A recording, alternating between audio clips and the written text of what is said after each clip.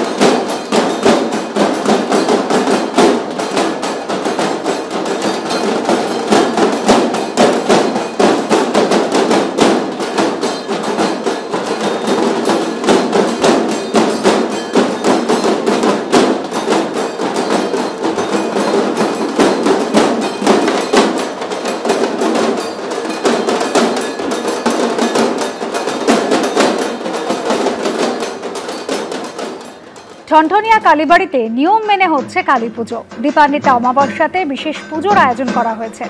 ভক্তদের বিশ্বাস, ঠনঠনিয়া কালী মন্দিরে দেবী মূর্তি খুবই জাগ্রত। তাই এই সিদ্ধেশ্বরী কালীমাকে দর্শন করতে দূর দূরান্ত থেকে ছুটে আসেন ভক্তরা।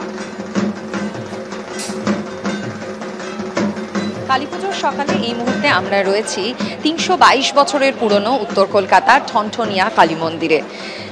আজকের বিশেষ পুজো শুরু হবে রাত ১১টার পর, আর তার জন্য বিশেষ প্রস্তুতিও শুরু হবে সন্ধ্যের পর। কিন্তু তাতে কি, আজকের এই বিশেষ দিনে মা সিদ্ধেশ্বরীর মূর্তি একবার দর্শন না করে দিনটা শুরু করলে কেমন হয় বলুন তো?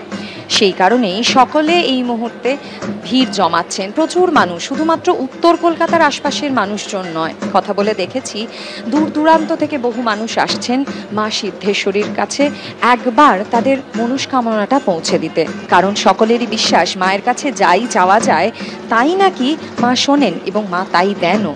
৩২২ বছর ধরে পূজিতা মা এখানে সকলের অত্যন্ত কাছের। আজকের বিশেষ পুজো তো রয়েছে, তবে তার পাশাপাশি সকাল থেকেই কিন্তু নিত্যদিনের যা পুজো হয় সেসবও চলছে।